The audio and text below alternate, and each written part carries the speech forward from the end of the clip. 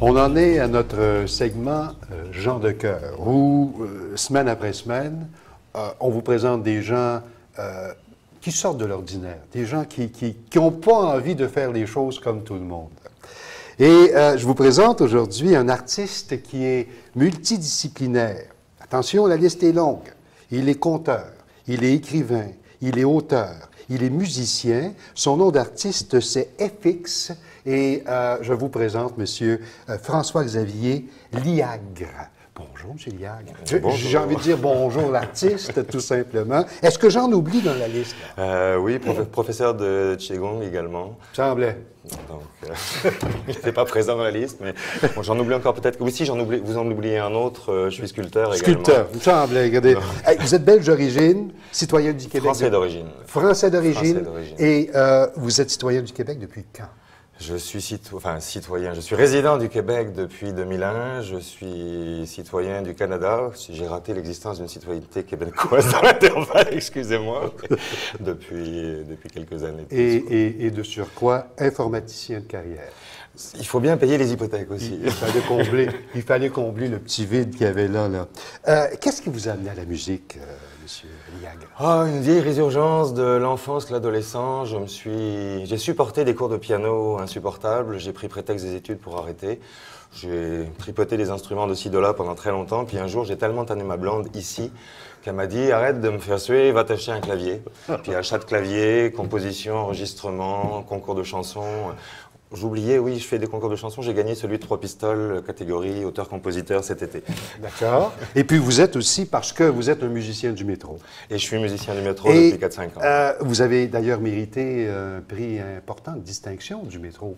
Un prix, j'appellerais pas ça comme ça, j'appartiens au programme Étoile du métro, qui est un programme que la STM a monté avec le regroupement des musiciens du métro. C'est la 3e année que ça existe, dans lequel on passe des auditions, ils reprennent les 50 meilleurs dans les auditions, plus des suppléants, pour jouer sur un certain nombre d'emplacements réservés à ça. Vous faites dans quel style?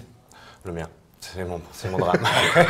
La réponse cinglante. Le mien. Non, mais un style plutôt français. Chansons françaises, plus des chansons à texte, quelques reprises que j'aime bien et qui sont alimentaires, on va dire, de grands classiques, Jacques Brel, Charles Aznavour, des reprises que j'adore, que le monde ne connaît pas, donc ils pensent que c'est des compositions de Hubert Félix Thiéfaine ou Wilderem, et puis mes chansons le plus possible.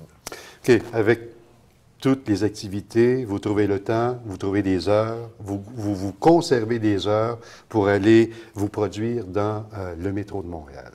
C'est l'avantage de ce programme Étoile du métro, c'est que c'est une réservation à l'avance, donc on n'est pas obligé de courir le matin pour aller booker un spot comme on le fait sur tous les autres emplacements.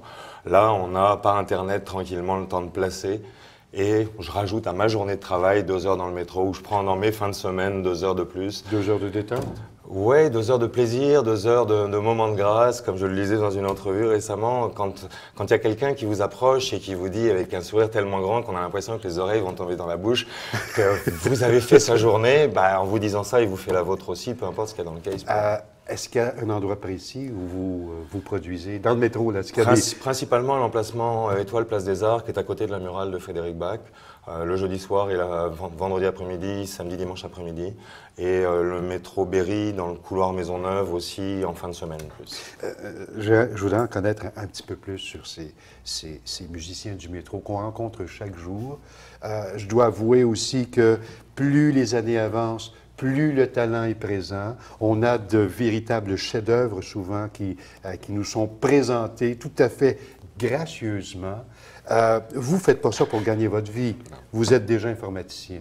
C'est le plaisir de chanter. Ouais. Comment sont les gens? Comment vous perçoivent-ils quand ils passent devant vous? Quand ils nous perçoivent, on a gagné déjà.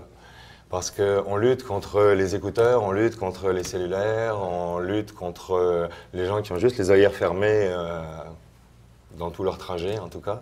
Et la première victoire, c'est ça. Quand ils perçoivent... il y a une petite minorité, c'est inévitable pour tout le monde qui n'aime pas. Et puis ça va du léger sourire au sourire gêné parfois, parce que les gens se sentent obligés d'eux, ils veulent pas, ils osent pas, à toutes les gammes, vers les gens qui viennent vous parler, qui vous disent... Monsieur Liagre, votre moment de gloire dans le métro, quel a été ce moment où vous avez bloqué un couloir, où c'était l'euphorie? Est-ce que c'est arrivé? Est-ce que ça arrive de temps en temps? Pas à ce point-là, en ce qui me concerne. C'est plus dur quand on est en solitaire. Quand on joue avec un groupe, on fait beaucoup plus d'ambiance, plus festif, plus facilement. Mais ce qui se rapprocherait le plus pour moi un jour, c'était le couloir de Place des Arts qui était bloqué par une petite fille qui dansait sur ma musique, et pour moi et pour elle, et que plus personne ne pouvait passer parce qu'elle bougeait vraiment dans tous les sens. Et sa mère avait essayé de la réemmener, mais elle n'a pas réussi. Ça a duré pendant 2 chansons et demie. Place des Arts, Berry-UQAM, on risque de vous retrouver. Avez-vous des journées précises? Jeudi, vendredi, samedi, dimanche. Jeudi soir à 17h30. Vendredi après-midi, samedi, dimanche après-midi, début d'après-midi en général. Le public idéal pour vous? Le public pour la musique? Oui, oui, bien sûr, parce que sinon, on n'a qu'une entrevue de 6 minutes 30. Le public idéal pour la musique, pour moi, ce serait le même qu'un bon public de soirée de conte. C'est celui qui est là, qui est juste présent complètement pour ce que vous faites. Et peu importe qui vous êtes, votre face, votre gestuelle, c'est ce que vous produisez, les paroles, la musique, et le feeling que vous projetez, qui lui fait construire à lui-même sa chanson idéale dans sa tête.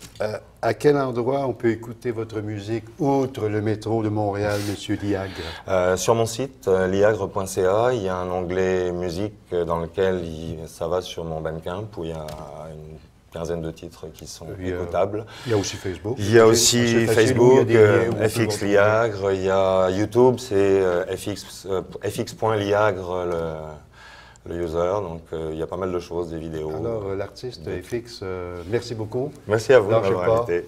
Heureux de vous savoir là. Merci. On s'en va à la pause tout de suite après, ce sont des conseils citoyens.